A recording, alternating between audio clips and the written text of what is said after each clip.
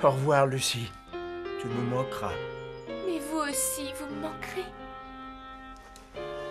C'est surtout ma petite Sophie.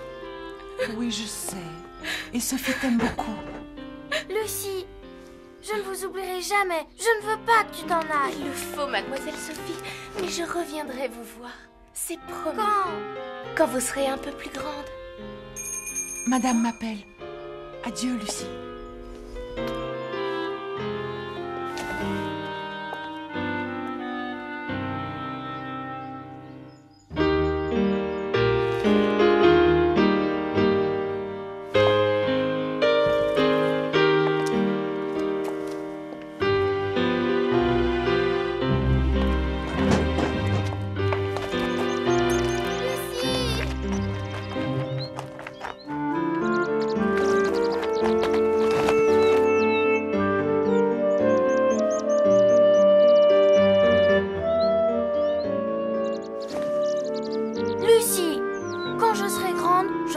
Avec moi et on ne se quittera plus. Je veux bien, ma Sophie.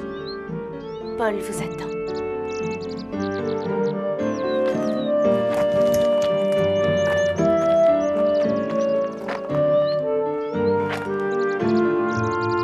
Sophie! Quand je serai grande, c'est moi qui déciderai. Ne pleure pas, je ne pleure pas.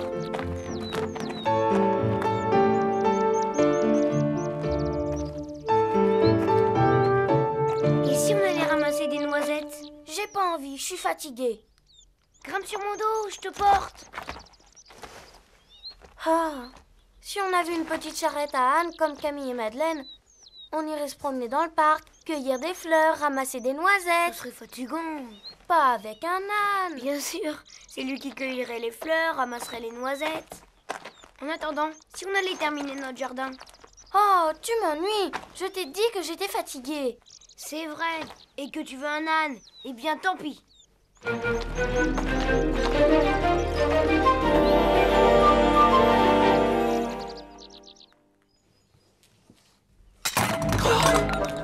Ma bonne Marthe, que vous arrive-t-il?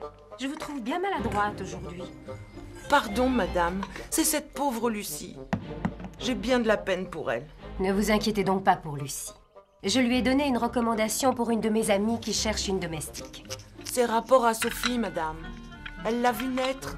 Elles ne se sont jamais quittées. C'est bien triste.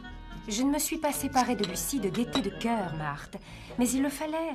La dernière incartade de Sophie a mis ses jours en danger. Lucie n'avait aucune autorité sur Sophie.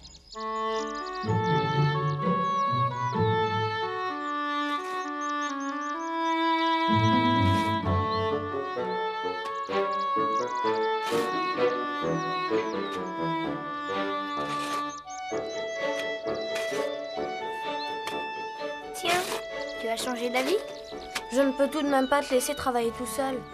Ah ah. Bon, et puis je m'ennuie, voilà. Quand même, si on avait un âne. Ah ah. Si on avait un âne. Oh là là, quelle chaleur. Oui. Et pourtant, il nous faut amener de la terre pour notre jardin. Si seulement nous avions une charrette pour la transporter. Notre travail serait plus facile. Et si nous allions chercher les grosses boîtes du potager? N'y pense pas, j'ai déjà essayé. C'était trop lourd. La brouette a versé et moi avec. Si nous avions un âne et une petite charrette... Ah oui, comme Camille et Madeleine. Elles en ont de la chance. Attends, Paul, j'ai une idée. Je me méfie de tes idées. Combien ma tante te donne-t-elle d'argent par semaine? 1 franc. Maman me donne la même chose. Cela nous fait donc 2 francs par semaine. En économisant, combien aurions-nous au bout d'un mois? Sans doute pas assez pour acheter un âne. J'ai trouvé! Demandons à ma tante et à maman de nous avancer l'argent de nos étrennes. Elles ne voudront pas. Qu'en sais-tu? Il faut leur demander.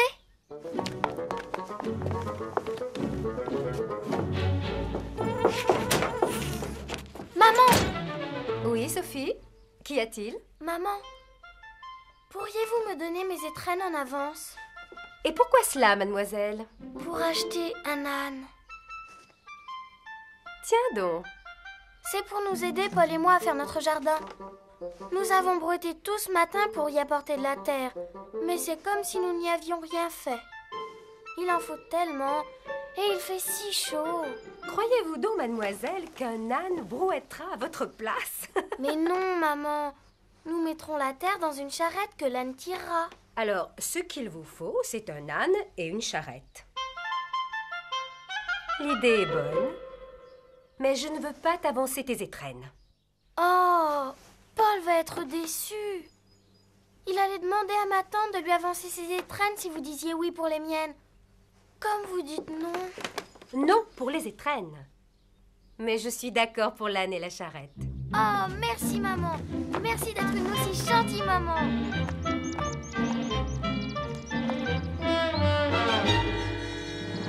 Venez, Lambert, venez. Maman veut que vous achetiez un âne. Un bourri? Un bourri? Mais qu'est-ce que c'est un bourri? Vous qui êtes si savant, vous ne savez pas ça? Un bourri, c'est un âne. Alors, ramenez-nous un bourri. Vite, Lambert. Lambert est prêt à partir, maman. Lambert doit d'abord finir de rentrer son avoine. Il ira demain. Demain? Oh non. Demain, Sophie. N'est-ce pas merveilleux? Merci, ma tante.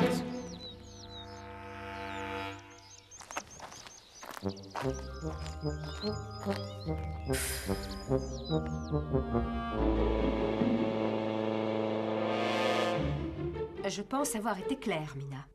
Je veux de la fermeté. Vous voulez me voir, maman? Oui, Sophie, approche. Je te présente Mina, ta nouvelle bonne. Enchantée, mademoiselle Sophie. Bonjour. Sophie, Mina est là pour t'apprendre à obéir, à être raisonnable. Vous pouvez compter sur moi, madame. Je peux sortir, maman? Paul m'attend. Oui, tu peux.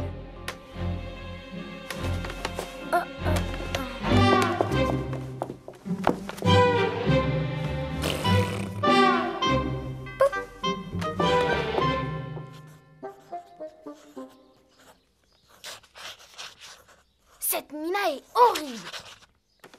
En plus, c'est une vieille. Elle a au moins 30 ans. Oh, tu exagères.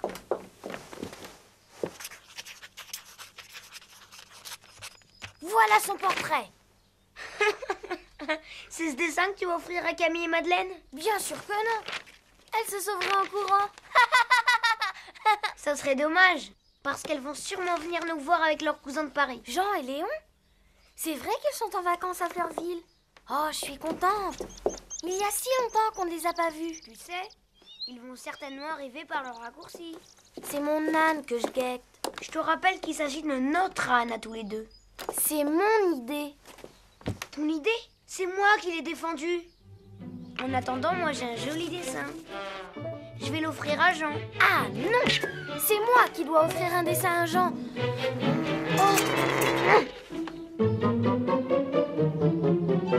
Mademoiselle Sophie, Monsieur Paul, vos amis arrivent.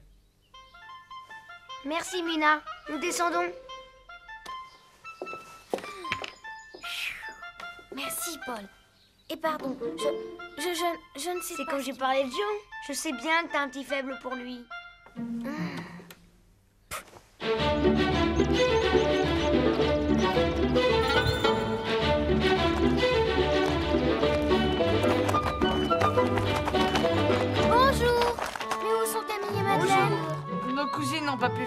elles font leurs devoirs. Bonjour, Paul. Bonjour, Sophie. Je suis contente de te revoir.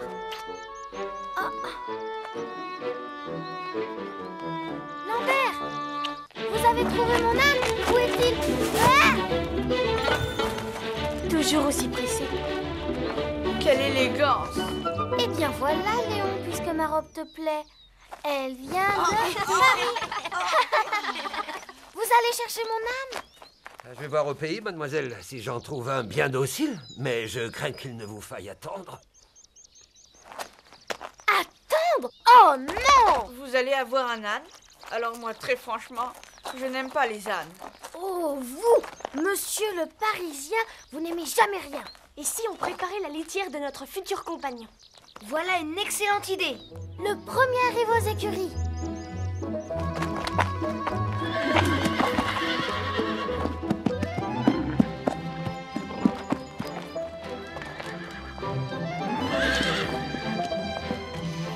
Oh, ça sent mauvais. Ça sent le cheval.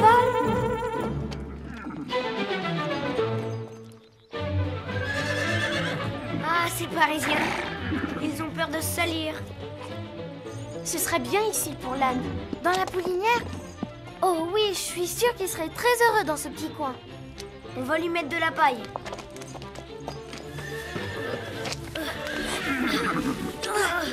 Attention, Léon, ne te fatigue pas trop. On sait bien que tu es fragile.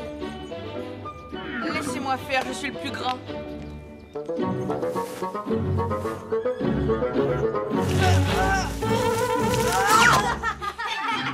Je ne sais pas pourquoi Léon va à tout prix salir ses beaux vêtements.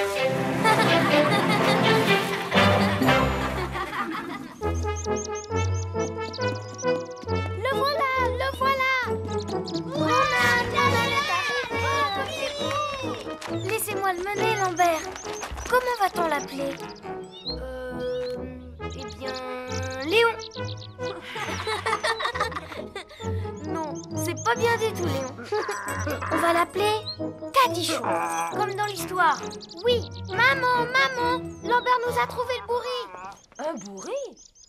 Voilà un mot peu élégant dans la bouche d'une petite fille, Sophie. Ce sont les gens de la campagne qui s'expriment de cette façon. On peut aller le promener, maman? Oui, mais avec Mina. Bon, c'est à nous maintenant.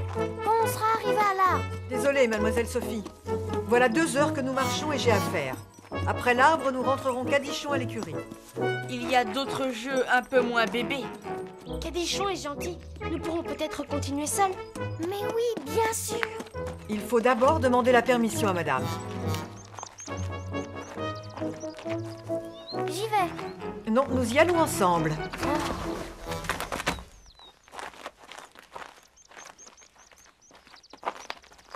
Finalement, nous allons rentrer Cadichon à l'écurie. J'en ai assez de promener cet âne. Vous êtes bien capricieuse. Il a marché 2 heures. Il faut le laisser se reposer.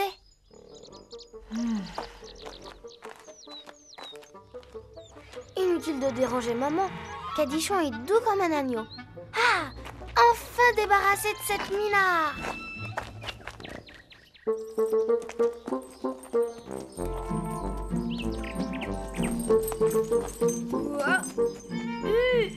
Cette âne était comme un âne. Et si on allait jouer aux échasses?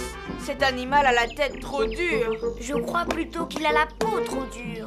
On dirait qu'il ne sent rien. C'est bien pour ça que je n'aime pas les ânes, ils sont ennuyeux. Je reconnais bien là ton optimisme, Léon. J'ai une idée, attendez-moi.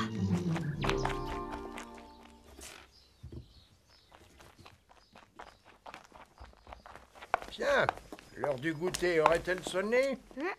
Vous faites une tarte aux pommes? Mademoiselle Sophie, arrêtez. J'en ai juste assez pour ma tarte.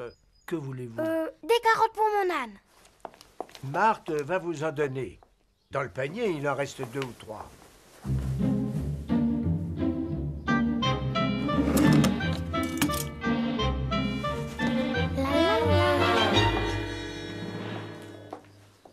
Merci. Je préfère la voir comme ça. Avec ça, il va avancer, vous allez voir. C'est ridicule. Fais attention, Sophie. Elle me fait peur. Cadichon a la peau dure, il ne sentira rien. Tiens.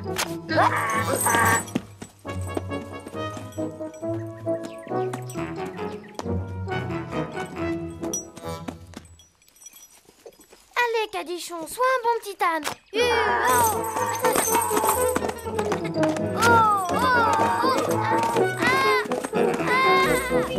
Je vous avais prévenu.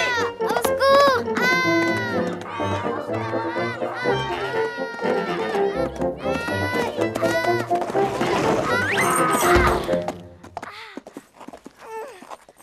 Pauvre Cadichon, mais je ne lui ai pourtant pas fait de mal. C'est pas méchant une fourchette. Ça va? Oui, ça va, ça va. Oh là là, maman va me gronder. Elle va nous gronder. Oh non, je n'ai rien à voir avec vos âneries. Ne t'inquiète pas. L'essentiel, c'est qu'il ne te soit pas fait mal. Sophie, qu'as-tu encore inventé? Où est l'âne? Ici, ma tante. Que s'est-il passé? C'est pas moi, c'est Sophie. Mais enfin, vas-tu répondre? Et où est Mina? Ici, madame. J'ai accouru tout de suite. Pourquoi avez-vous laissé les enfants seuls avec cet âne? Mais, madame, je ne les ai pas laissés seuls. Vous deviez le mener à l'écurie. Mademoiselle m'a menti, madame. Il était si gentil, maman. Et tout d'un coup, il a rué et... À voir l'état dans lequel il vous a mise, ça ne fait aucun doute. Oh, madame, voilà pourquoi l'âne a rué. L'âne n'avançait pas, ma tante. Alors, nous avons voulu le réveiller un peu. Dans votre chambre.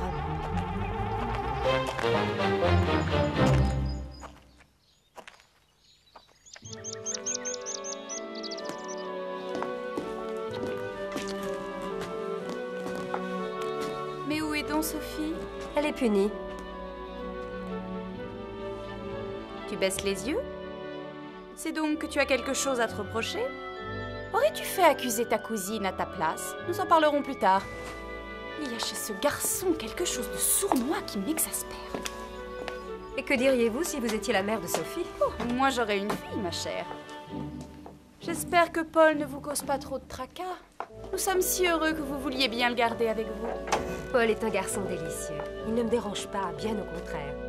C'est un très bon exemple pour Sophie. Il calme un peu ses ardeurs. Et puis ses deux enfants s'adorent. Ils font plaisir à voir.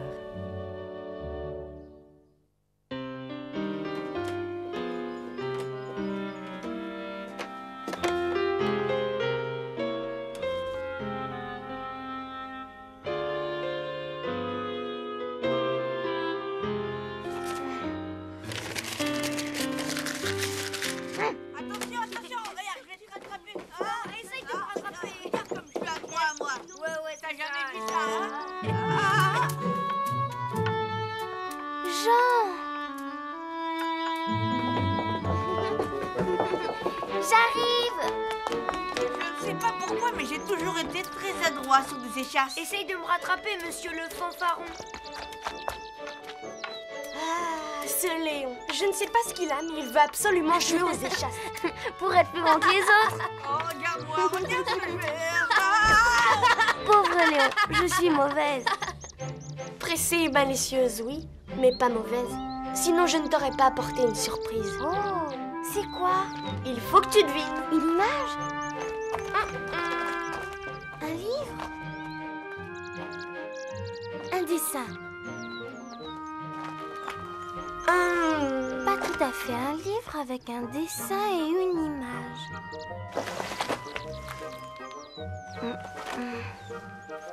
Oh, qu'il est joli.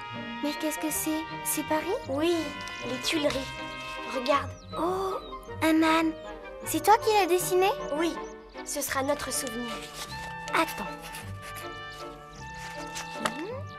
Voilà, maintenant c'est notre dessin à tous les deux.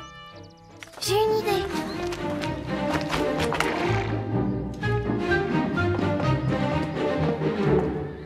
Que fais-tu, Sophie? Nous n'avons pas le droit de monter l'âne. C'est vrai, mais si je le fais atteler, je ne le monte pas. Et il peut nous promener. André, s'il te plaît, attelle Cadichon à la charrette. Bien, mademoiselle Sophie.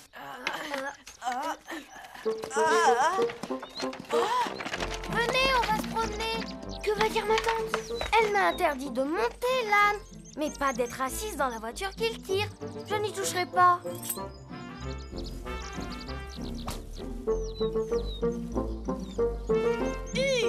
Allez!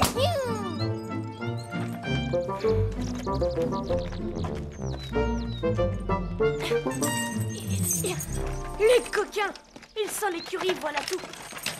Il faut le faire obéir. Oh, Mademoiselle Sophie! Tu ne sais pas t'y prendre. Ce fouet ne vaut rien. Parce que Monsieur Léon s'y connaît en fouet. Parfaitement, j'ai vu faire les paysans. Et comment font-ils? Il faut fouetter l'âne avec du hou. Ah non! On ne va pas recommencer. Paul a raison. Jette cette branche, Léon.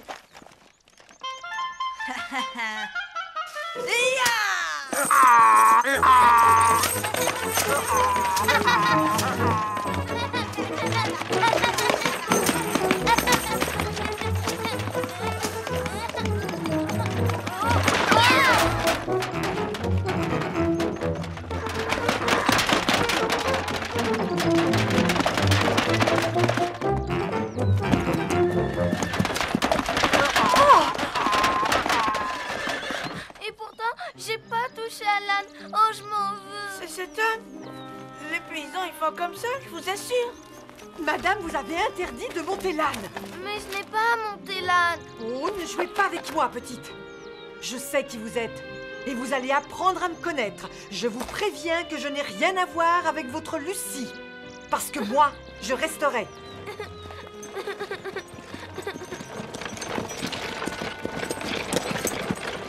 Sophie, ma tante et maman arrivent. Cette fois, il faut tout dire. Viens. Je ne veux même pas savoir qui est responsable. Lambert est allé chercher cette pauvre bête. Il ira la vendre dès demain. Vous prendrez vos repas dans votre chambre. Allez,